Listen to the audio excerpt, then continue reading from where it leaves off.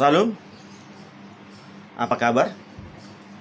Kali ini saya akan menanggapi perihal tentang perdebatan teologi yang sudah beredar di YouTube sudah 4 bulan kurang lebih, antara pendeta Dr. Stephen Tong dengan pendeta-pendeta di Indonesia. Saya terpanggil untuk memperdamaikan agar polemik-polemik ini tidak berlanjut terus-menerus sehingga menimbulkan sesuatu yang tidak memberi kemajuan kepada iman Kristen, sehingga menimbulkan jemaat Tuhan kebimbangan ataupun gundah gulana akibat daripada para pemimpin-pemimpin gereja ataupun para teolog-teolog Kristen. Saya berharap dengan adanya tanggapan saya ini didengar oleh para pendeta-pendeta Indonesia maupun terlebih khusus Bapak Pendeta Dr. Stephen Tong.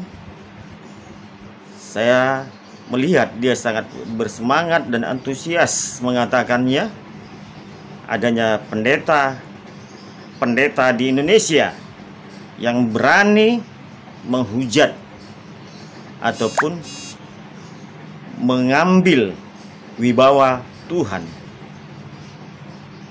Dia berpandangan ke arah pendeta tersebut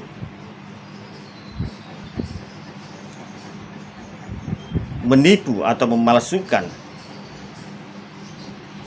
kedaulatan Tuhan atau meniru mengkopi wibawa Tuhan. Di sini saya tidak dapat mengetahui dia beranggapan ke gereja mana ataupun kepada pendeta-pendeta yang mana. Dia tidak menyebutkan inisial terkhusus ataupun nama yang lebih khusus. Tapi kalau kita dengar isi khotbah Bapak Pendeta Stephen Tong tersebut, dia mengacu ke arah gerakan karismatik. Mari kita saksikan video yang telah disampaikannya beberapa bulan yang lalu. Saudara-saudara, selain menjawab pertanyaan, saya masih mempunyai pengalaman. Banyak orang sembarangan mentafsirkan kitab suci.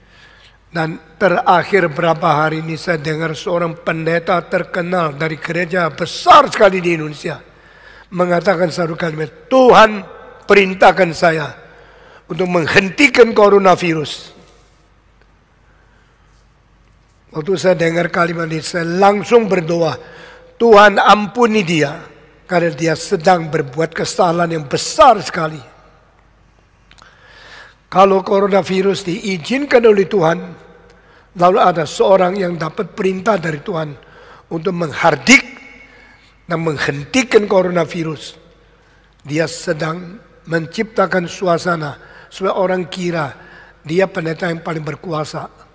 Apa yang tidak bisa diselesaikan oleh dokter, oleh kedokteran, oleh medis, oleh teknologi yang paling baru, dia bisa. Berarti dia lebih hebat dari siapapun di dunia. Dia paling mirip Yesus. Orang yang tertipu dengan tafsiran yang salah ini akan kagum sekali dan akan mendukung pendeta ini. Tapi mereka tidak sangka orang ini sedang menghujat Tuhan. Mengapa saya mengatakan kalimat ini? Karena Alkitab mengatakan, jikalau ada nama saya dipakai oleh seorang nabi dan mengajarkan satu nubuat tentang satu hal yang terjadi. Jikalau tidak terjadi, maka orang itu harus dihukum mati. Tuhan memberikan kalimat ini kepada kita di dalam Ulangan pasal ke-18. Mari kita membaca bersama-sama. Kitab kelima dari Pentateuch, yaitu 5 buku Musa, dan yang terakhir Musa tulis di dalam Ulangan untuk mengulangi sekali lagi akan perintah dan hukum yang diberikan Tuhan kepada Israel. Di dalam pasal ke-18 ayat ke-20, mari kita membaca bersama-sama. Kitab Ulangan pasal 18 ayat ke-20. Demikian firman Tuhan. Tetapi sekarang seorang nabi yang terlalu berani untuk mengucapkan demi namaku perkataan yang tidak kuperintahkan untuk dikatakan olehnya, atau yang berkata demi nama Allah lain, nabi itu harus mati. Jika sekiranya kamu berkata dalam hatimu, bagaimana kami mengetahui perkataan yang tidak difirmankan Tuhan? Apabila seorang nabi berkata demi nama Tuhan, dan perkataan itu tidak terjadi dan tidak sampai, maka itulah perkataan yang tidak difirmankan Tuhan. Dengan terlalu berani nabi itu telah mengatakannya, maka janganlah gentar kepadanya. Maksudnya nabi seperti itu harus dimatikan.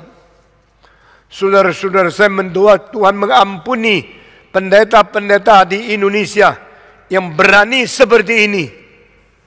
Apakah mereka mau ganti Yesus? Yesus adalah satu-satunya orang yang disebut anak Allah yang tunggal.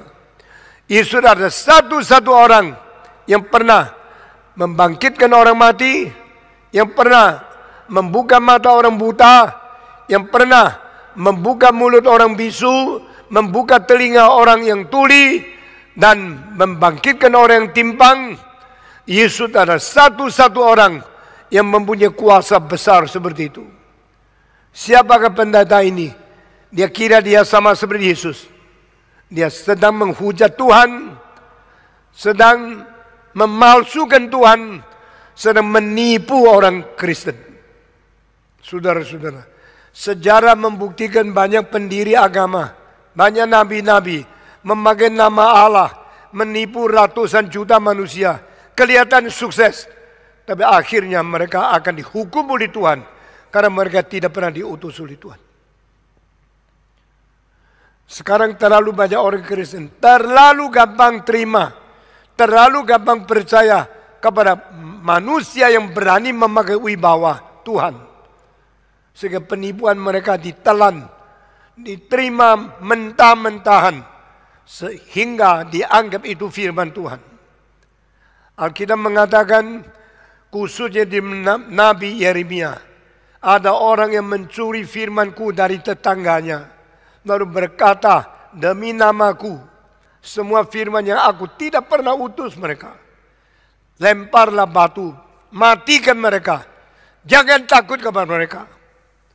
Di dalam sekarang ada orang sedang memalsukan Tuhan, lalu membuat penipuan kepada jutaan manusia di Indonesia. Demi nama Yesus Kristus berkata, mari kita melawan dia, mari kita menolak dia, dan janganlah sampai Tuhan membunuh dia, baru dia tahu dia telah berbuat salah. Oke, terima kasih kita telah mendengar dan melihat isi khotbah daripada Pendeta Stephen Tong, yaitu menyatakan satu kesalahan besar bagi para pendeta Indonesia, yaitu kesalahan tafsir daripada Alkitab. Perlu saya ulas mengenai tentang kesalahan tafsir yang dimaksudkan oleh Pendeta Stephen Tong, tidak berdasarkan rujukan ayat Alkitab. Cuman dia ambil kesalahan tafsir mengacu kepada Ulangan 18 ayat 20-22. Kalau saya tanggapi mengenai tentang kesalahan tafsir, saya rasa itu terlalu lari daripada yang dilihatnya 2 hari yang lalu setelah khotbah dia itu, bahwa pendeta tersebut menyatakan bahwa pendeta tersebut dapat menghardik virus corona, dan pendeta itu dapat melakukan mujizat ataupun bernubuat.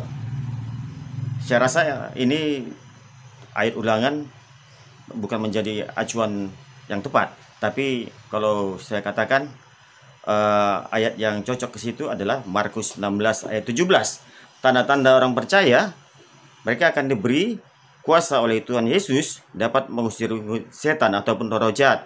Tanda-tanda orang percaya dapat berbahasa roh atau berbahasa baru. Tanda-tanda orang percaya, mereka akan diberi kuasa untuk menyembuhkan orang-orang yang sakit. Kalau ada seorang pendeta menyebutkan atau menyampaikan isi khotbahnya seperti itu, menurut dogma ataupun doktrin yang mereka yakini, bahwa mereka dapat mengusir roh-roh jahat atau mengusir atau menghentikan virus ataupun menghardik virus corona, saya rasa itu tidak salah. Itu adalah suatu dogma ataupun ajaran menurut karismatik. Artinya tidak bisa ditolerir mengatakan itu salah.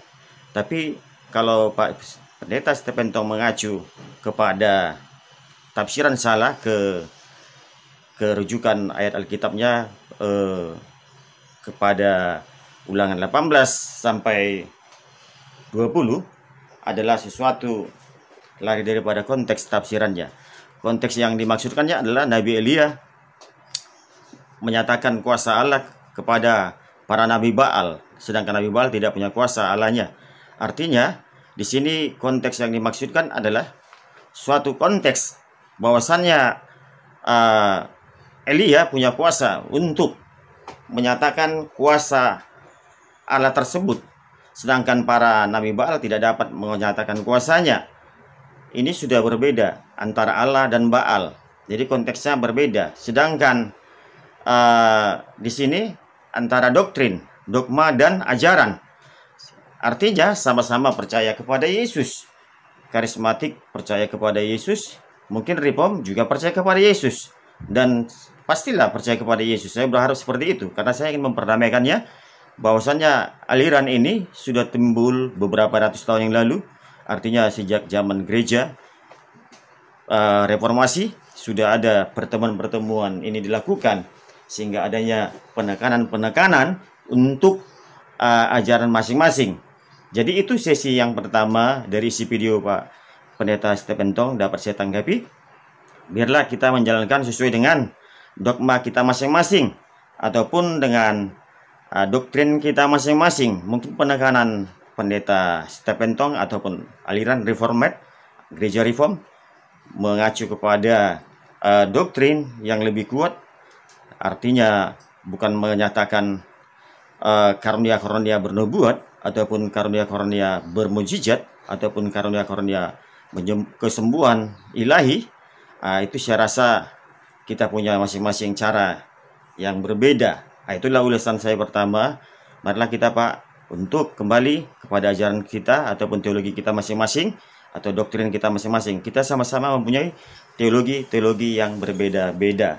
Jadi kalau kata Bapak katakan sebagai pendiri agama, sejarah gereja karismatik ataupun sejarah gereja Reform itu sudah terjadi sejak dulu.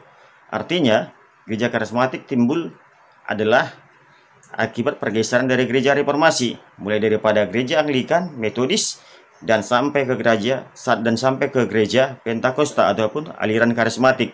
Pertama memang dibawa oleh tokoh Charles Fox Parham, dan dia sudah membuktikan bahwa kehidupan gereja karismatik itu pada zamannya tahun 1900 sudah banyak jemaat yang mengarah ke sana. Artinya sampai dari Eropa maupun sampai ke Amerika. Dan muridnya sesuai dengan penglihatan muridnya sendiri yang bernama Agnes Osman pada tahun 1901, dia mendapat penglihatan. Ada sinar cahaya di mukanya, ada penglihatan, dan dia dapat berbahasa lidah, berbahasa baru, berbahasa roh. Artinya dia dapat berbahasa yang tidak dia mengerti, yaitu bahasa Chinese, sedangkan dia bukan orang China ataupun bukan orang Cina asli atau bukan orang kebangsaan Cina, dan tapi dia dapat berbahasa Cina pada saat itu. Sehingga hari berikutnya pada tahun 1901 murid-muridnya Agnes Osman juga dapat bernubuat dan mendapat berbahasa roh dan mendapat penglihatan. Itulah sejarah timbulnya gereja Pentakosta atau gereja aliran karismatik sampai ke Indonesia. Itulah ulasan saya pertama saya tanggapi kepada Bapak Pendeta Stephen Tong. Kiranya Bapak Pendeta Stephen Tong mau berdamai sesuai dengan doktrin gereja masing-masing. Saya rasa tidak perlu terlalu jauh masuk ke area yang bukan rananya ataupun bukan zonanya untuk menghakimi ataupun mengeksekusi seseorang pendeta di Indonesia, apalagi pendeta itu adalah pendeta besar dan terkenal. Saya rasa itu kurang bagus, Pak. Marilah kita kembali kepada ajaran doktrin kita masing-masing. Itulah sistem pertama yang saya ulas dari pendeta Stephen Tong. Mari kita saksikan ulasan video yang kedua dari Bapak Pendeta Stephen Tong. Saudara-saudara, kiranya Tuhan mengampuni dosa manusia, khususnya mengampuni pendeta-pendeta yang sembarang bicara. Inilah saatnya kita menemukan siapa nabi palsu. Dan Kristen di Indonesia yang beribu-ribu ke gereja, jangan kira engkau sudah menemukan Tuhan. Engkau mungkin sudah tertipu pendeta palsu berpuluh-puluh tahun, tidak sadar. Dengan puluhan tahun menunggu sampai hari ketemu Tuhan baru sadar. Semua itu salah. Dan waktu itu tidak kesempatan bertobat, berubah, atau kembali kepada Tuhan yang asli. Kiranya Tuhan memberkati kita. Inilah hal-hal yang saya bicara sebelum saya khotbah hari ini. Kiranya Tuhan kasihan kepada manusia. Dan Tuhan memberi jalan keluar untuk coronavirus ini. Saya berani katakan bukan Tuhan perintahkan pendeta di Indonesia untuk hentikan coronavirus. Itu kesombongan, kegilaan dari orang yang menganggap diri Kristen. Dia kira dia pendeta lebih besar dari semua pendeta di dunia. Dia kira dia setara dengan Yesus Kristus. Yesus menghentikan angin tofan. Itu hanya satu kali. Tidak ada orang berani, tidak ada orang bisa kerjakan. Karena hanya Yesus satu-satunya anak Allah. Dia kira dia seperti Yesus. Dia akan hentikan coronavirus. Ini akan mendatangkan hal yang mempermalukan dia sendiri. Dan dengan ini saya minta semua lihat. Kalimat berkata, jikalau dia berani pakai nama Tuhan, mengatakan sesuatu yang tidak diperintahkan oleh Tuhan, maka ukuran itu sungguh dari Tuhan atau tidak. Kalau engkau tanya, Tuhan menjawab, jika yang dikatakan tidak terjadi, maka kalimatnya bukan dari Tuhan. Dan ini orang harus mati. Engkau jangan takut kepada dia. Demikian firman Tuhan. Saudara-saudara, kiranya apa yang kita dengar dan apa yang kita dapat peringatan dari Tuhan, simpan di hati. Hati-hati menjadi orang yang takut kepada Tuhan. Hati-hati menjadi hamba Tuhan yang setia kepada firman, baik kepada sesama, dan menjadi orang yang berbijaksana dari Tuhan. Oke, kita telah menyaksikan sesi kedua video daripada Bapak Pendeta Stephen Tong yang menyatakan adanya nabi palsu atau pendeta palsu, yaitu yang dia dengar 2 hari pada kurang lebih 4-5 bulan yang lalu. Artinya pendeta itu sangat terkenal, pendeta yang sangat luar biasa di Indonesia. Dia menyatakan itu adalah pendeta palsu. Kalau saya katakan dasar dia menyatakan pendeta palsu, dasarnya apa ataupun alasannya apa menyatakan itu pendeta palsu. Jadi setelah saya dengar isi khotbahnya dan saya teliti dan amati dan saya memberi tanggapan, dia menyatakan, menjelaskan pendeta tersebut tidak diperintahkan Tuhan untuk menghentikan atau menghardik virus. Saya ulangi sekali lagi, pendeta tersebut tidak diperintahkan atau tidak punya kedaulatan untuk menghardik virus. Itu hanya Yesus yang dapat melakukan. Itu hanya kuasa Tuhan yang dapat melakukan. Ini menurut cara dia menelah maupun berteologi. Saya rasa ini sudah masuk ke ranah tafsiran ataupun masuk ke dalam hermeneutik di dalam Alkitab, menurut pandangan reform atau reformasi, mungkin untuk kesembuhan ataupun bernubuat itu mungkin saja dalam ajarannya tidak dilakukan lagi ataupun tidak perlu dilakukan orang-orang percaya. Tapi di dalam Markus 16 tadi ayat 17, saya merujuk ke sana tetap karena pandangan karismatik ataupun Pentakosta tetap merujuk ke ayat Alkitab. Tanda orang percaya dapat mengusir roh-roh jahat. Tanda orang percaya dapat mengusir setan. Tanda orang percaya dapat menyembuhkan orang sakit. Tanda orang percaya dapat berbahasa lidah. Mungkin kita berbenturan, Pak. Jadi di sini yang perlu diklarifikasi dan nggak perlu dipersoalkan ataupun diperdebatkan. Kalau Bapak bilang pendeta palsu, saya rasa ndak etis ataupun ndak masuk akal. Bapak sembah Yesus, Bapak percaya Yesus, dan pendeta Indonesia yang beraliran karismatik percaya kepada Tuhan Yesus. Jadi sudah lari dari konteks kalau diperbandingkan dengan Nabi Elia dengan para Nabi Baal. Jadi menyatakan tafsiran salah itu adalah lari dari konteks. Karena konteks yang Bapak bawa konteks perjanjian lama dan merujuk kepada ulangan. Sedangkan saat ini sudah perjanjian baru. Dan saya ambil merujuk ke Markus 16 ayat 17. Bahwasannya orang-orang yang percaya kepada Yesus diberi kuasa. Diberi kuasa menghentikan penyakit apapun. Diberi kuasa untuk menghardik Lucifer sekalipun. Kita dapat diberi kuasa. Artinya pandangan karismatik tidak menggagalkan karunia Roh Kudus. Itulah pandangan saya kepada Bapak Pendeta Stephen Tong, bahwasannya pandangan Bapak ke pandangan kita karismatik itu berbenturan. Jadi tanggapan saya, marilah kita sebagai pemimpin-pemimpin gereja sesuai dengan doktrin yang kita anut atau yang kita terapkan di dalam gereja, kita jalankan baik ataupun jalankan bagus. Itulah yang tanggapan saya untuk yang kedua. Mari kita saksikan sesi yang ketiga, penjelasan khotbah Bapak, supaya para pemirsa dapat mendengar isi khotbah yang ketiga. Elisa membangkitkan anak kecil, dia tiup angin di hidungnya. Tapi itu lain dengan menerima Roh Kudus. Saudara-saudara, sekarang yang mengikuti gejala seperti ini adalah pemimpin-pemimpin yang terlalu berani. Kira mereka mewakili Tuhan. Termasuk yang 2 hari yang lalu, saya dengar pendeta yang besar di Indonesia yang berani mengatakan dia akan menghentikan coronavirus seperti Yesus menghentikan angin, tofan, dan ombak yang besar itu. Ini semua penghujatan, semua peniruan, pengkopian dari anak Allah yang tidak boleh dan tidak ada kopinya. Orang Indonesia yang begitu polos, begitu bodoh, begitu gak banti, tipu.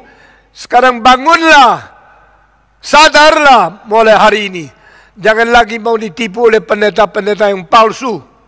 Yang dari dahulu melalui keuangan menjadi perampok, sekali melalui nubuat menjadi pengkopi Yesus yang palsu. Saudara-saudara, jika apa yang mereka katakan tidak terjadi, mereka harus mati.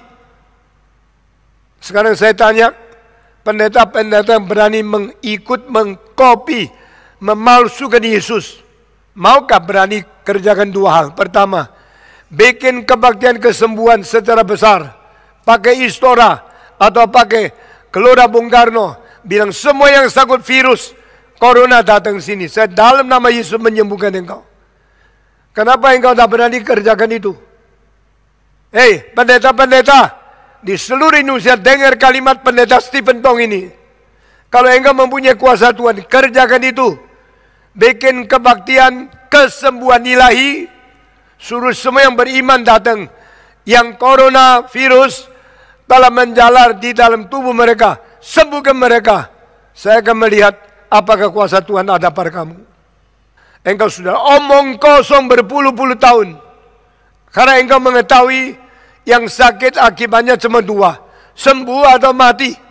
Kalau engkau sembuh, kalau ada orang sembuh, bukan karena engkau sembuhkan, karena memang penyakitnya bisa sembuh, maka engkau langsung mendapat anggota yang banyak. Ini cara perkembangan yang disebut penginjilan. Ini bukan penginjilan, karena tidak memberitakan Kristus yang mati. Tidak memberitakan Yesus menanggung dosa. Tidak memberitakan Yesus mengganti kita dipaku di atas kayu salib. Ini bukan penginjilan. Kalau engkau berani lakukan ini, sekarang hari ini lakukan. Kedua, engkau berani tidak berani melakukan setelah pakai nama Tuhan, katakan sesuatu tidak jadi. Engkau mengatakan, sekarang rajamlah saya dengan batu, biar saya mati. Karena engkau menubuat tidak jadi, engkau harus mati. Alkitab mengatakan, sama nabi palsu yang bawa engkau keluar dari Tuhan, yang memimpin engkau keluar dari Bani Mesir. Jangan takut, lempar dengan batu, bunuh dengan pisau. Saudara-saudara, kita melihat di dalam Alkitab ada satu nabi yang paling berani. Dia berani membunuh orang. Bukankah 10 hukum mengatakan jangan membunuh? Tapi nabi ini membunuh 400 nabi yang lain. Dan ini nabi yang paling besar. Namanya Nabi Elias. Dia mengatakan, jikalau Yehova Allah, biar rakyat kembali kepada Yehova. Jika Baal itu Allah, biar kita semua menyembah Baal. Lalu sekarang kamu dulu. Seru nama dia. Sehingga dia turun ke api, menghanguskan persembahan korban yang kau taruh di atas mezbar itu. Setelah waktunya sampai, tidak ada api yang turun. Allah mereka, Baal, tidak bekerja, tidak menolong. Lalu Elias berkata, now ye people of Israel, come unto me. Datanglah kepadaku. Lalu dia kumpulkan semua orang yang sudah kecewa kepada Baal, datang kepada Yehova. Lalu Elias berkata, menengadah ke langit, the God of Abraham, Isaac, and Jacob. Allah Abraham, Ishak, dan Yakub.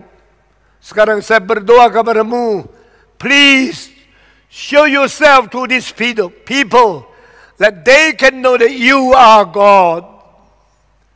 Nyatakanlah dirimu kepada umat-umatmu yang ada di sini. Bangsa Israel yang sudah menyeleweng, Tuhan nyatakan kepada mereka, engkau adalah Allah, dan aku adalah hambamu. Dia hanya mengatakan 2 kalimat ini, langsung api besar turun dari surga, menghanguskan sapi korban yang sudah ditaruh di atas mezbar itu.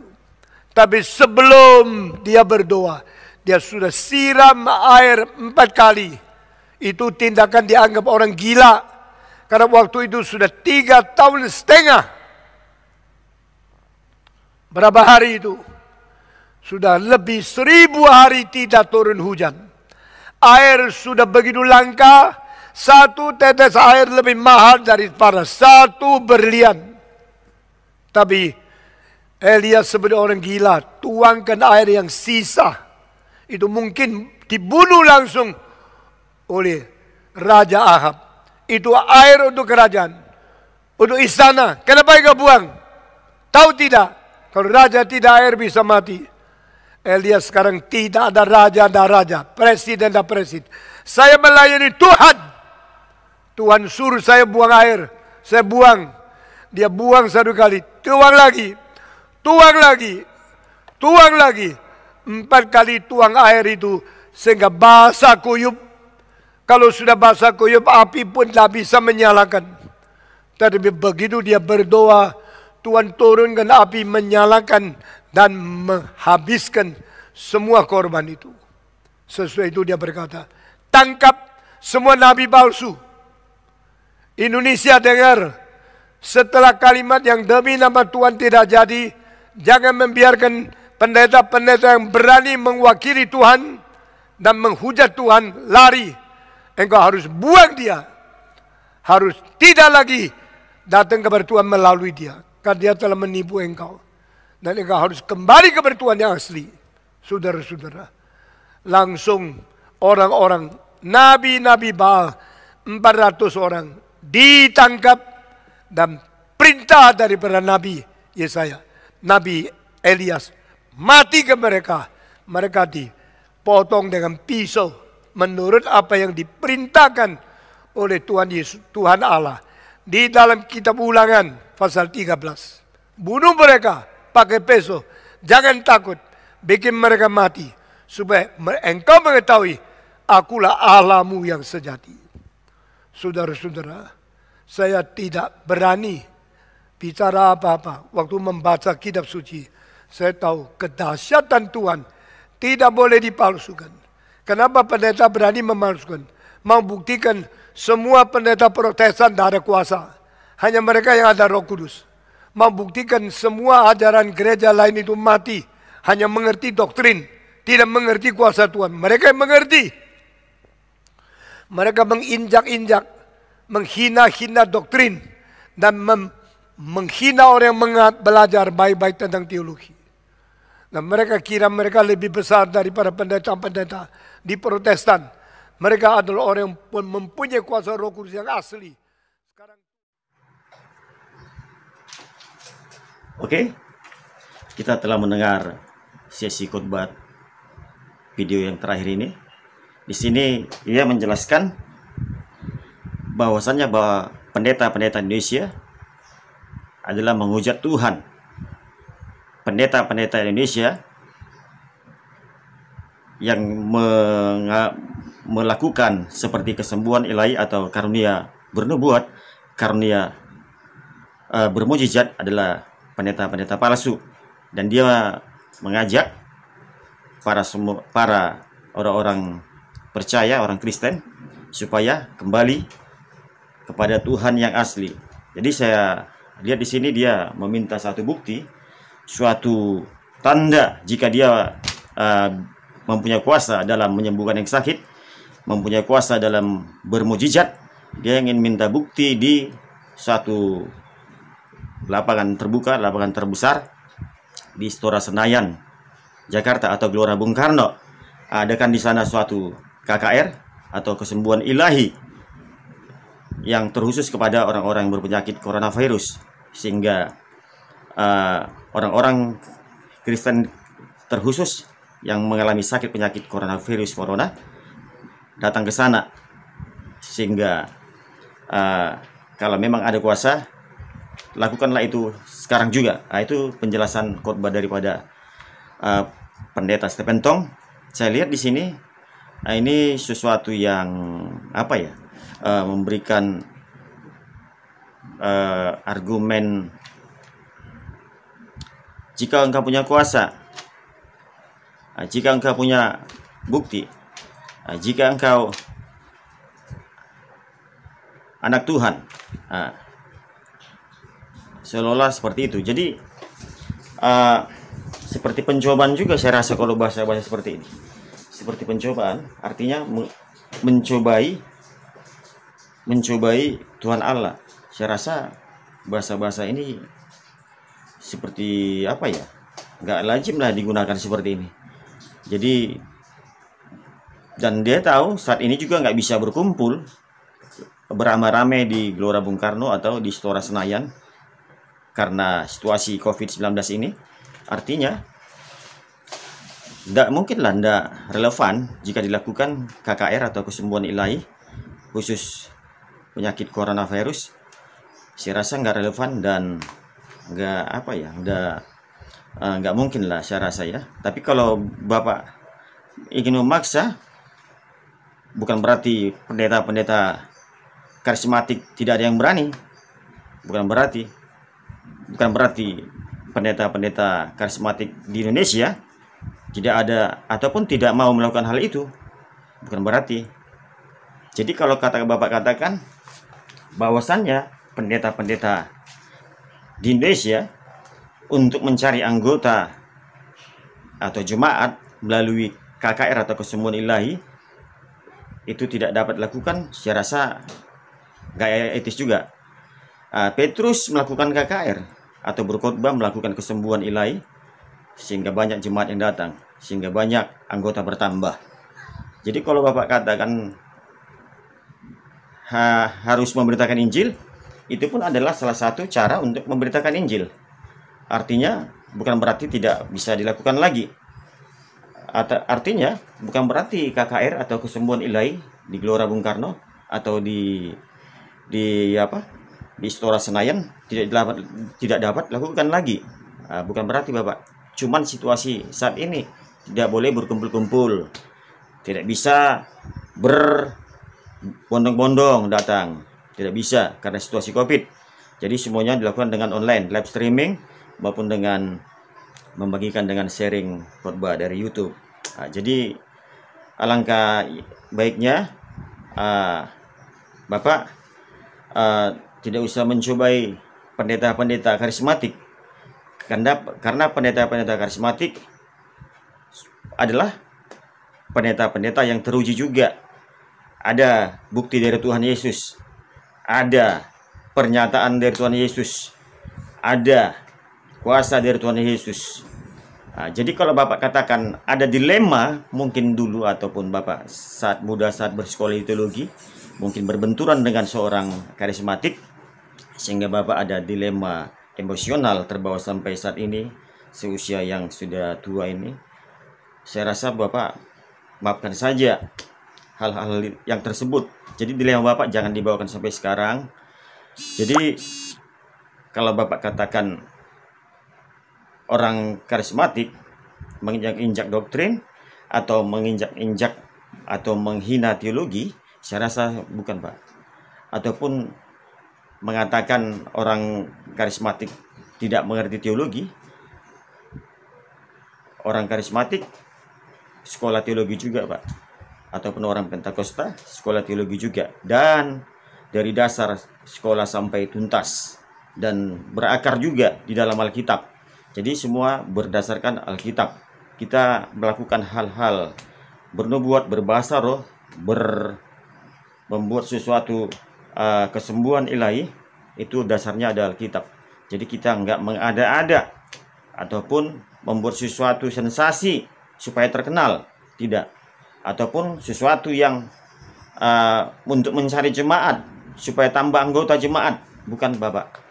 Jadi Bapak Pendeta Stephen Tong, saya harap kalau berasumsi ke sana adalah untuk mencari anggota jemaat, itu mungkin secara intern Bapak dalam menilai pandangan terhadap karismatik.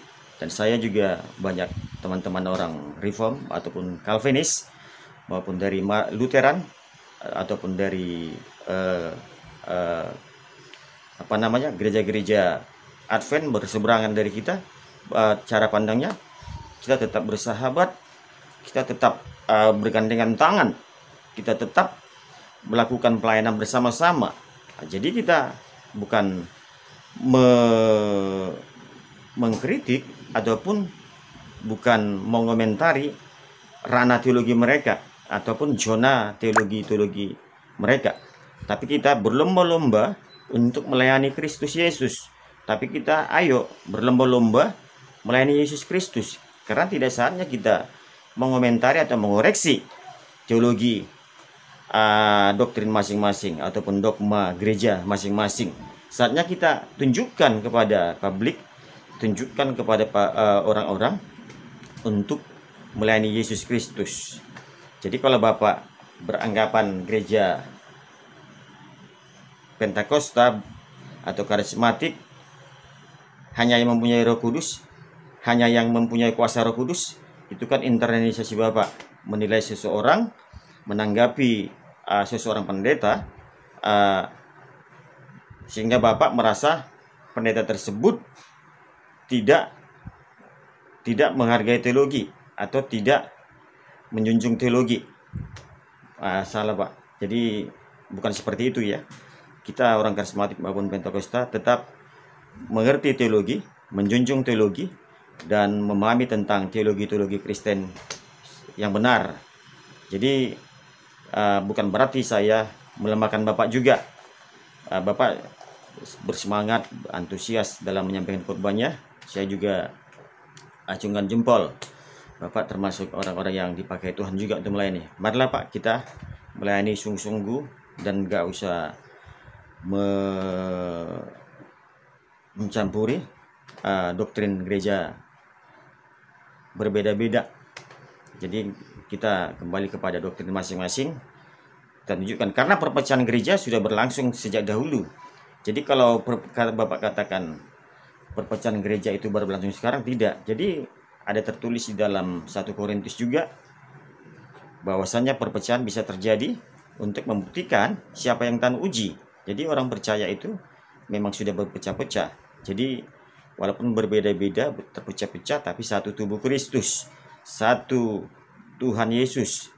Karena kita adalah anggota-anggota gereja, mata, hidung, telinga, mulut, tangan, kaki. Tidak ada yang bilang karena saya.